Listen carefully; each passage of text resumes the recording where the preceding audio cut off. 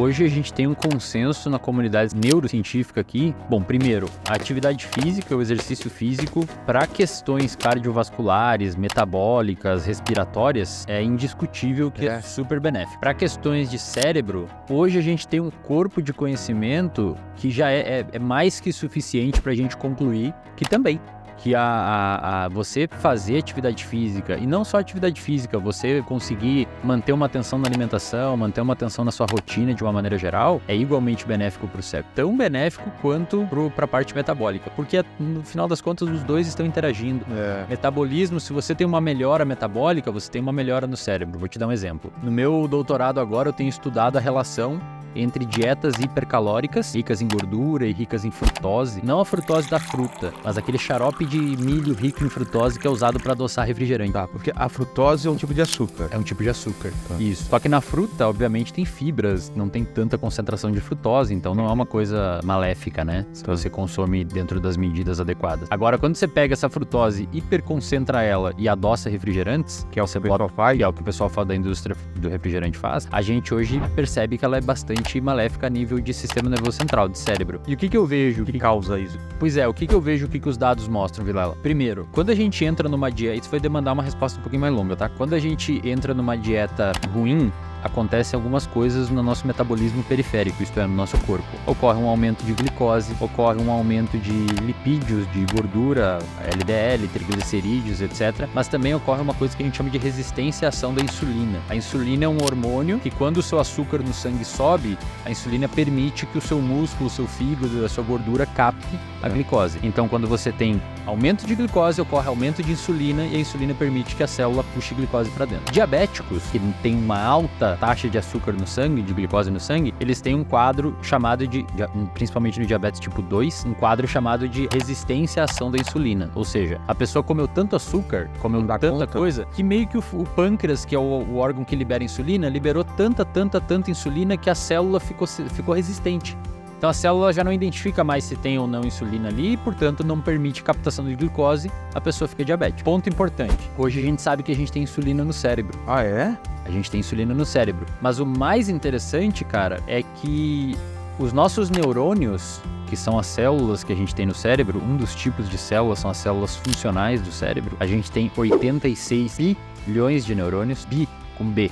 86 bilhões de neurônios. As células do cérebro, elas não dependem de insulina para captar glicose. Elas captam glicose não precisando da insulina. Aí por muito tempo se perguntaram por que a gente tem insulina no cérebro então?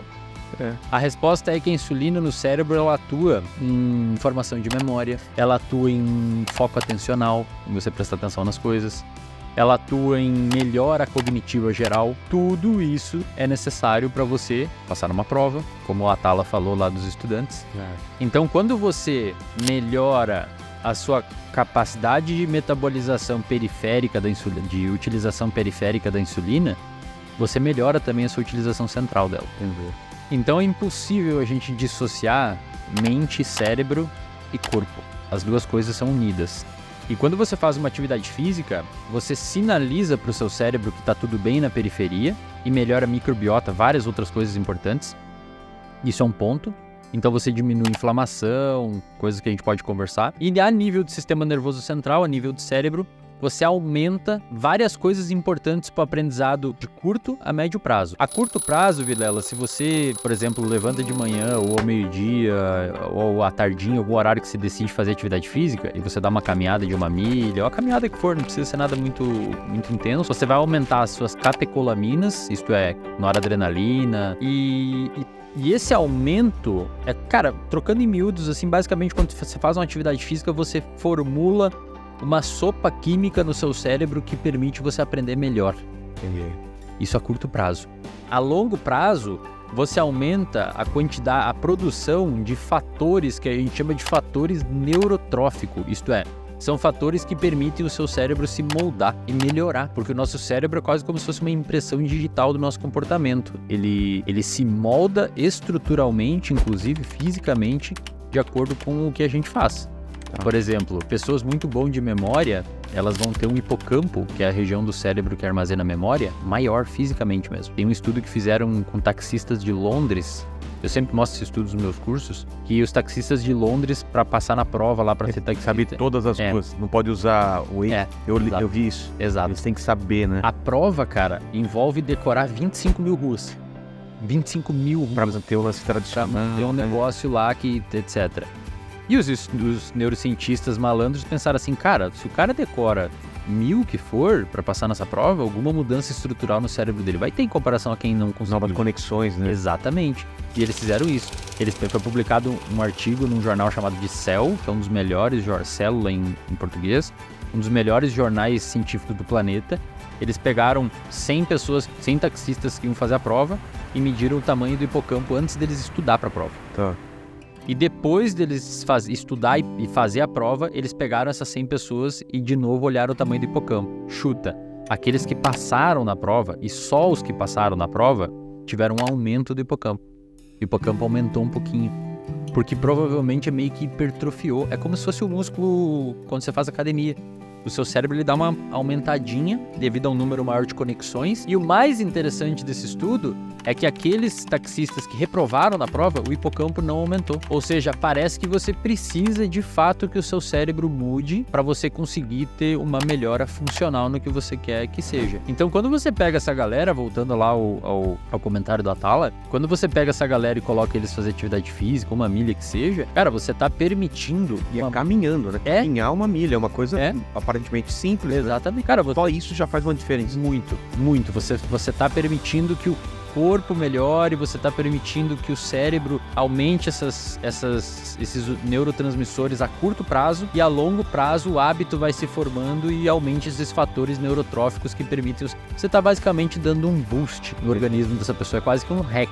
Você tá fora do comum, assim, o quanto isso é benéfico, cara. E o oposto também acontece, Bilal. Tem bons estudos que mostram essa área que eu tô investigando agora de dieta e memória e depressão e tal. Cara, por muito tempo a gente imaginou que era necessário vários meses, se não anos, ou pior, era necessário você ter uma modificação fisiológica para a dieta fazer mal a nível de memória, humor e tal. Esses tempos saiu um estudo numa revista chamada de PLOS ONE, mostrando que 4 dias tomando um café hipercalórico, é um café que eles davam milkshake com sei lá o que, um café super hipercalórico, 4 dias de café hipercalórico foi suficiente para prejudicar o armazenamento de memória de estudantes saudáveis. Quanto mais você consome esses estímulos que a gente chama de dopaminérgico, você meio que começa a criar uma resistência à dopamina. Primeiro de tudo, Vilela, o que é a dopamina? Primeira coisa que vem à cabeça de muita gente quando eu falo dopamina é prazer.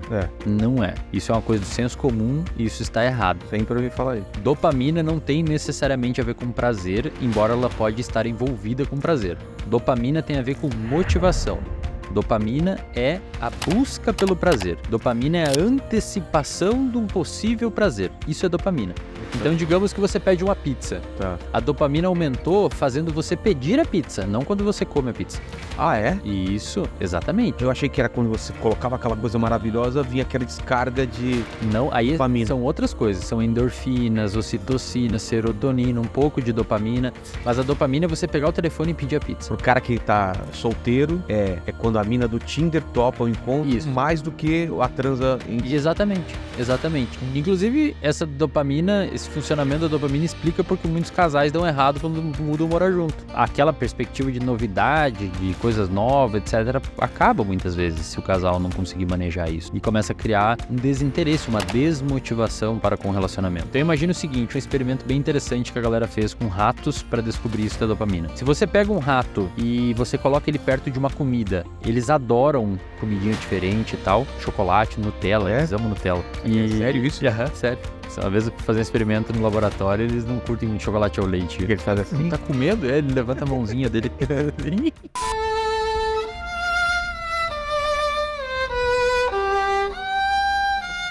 Que bom.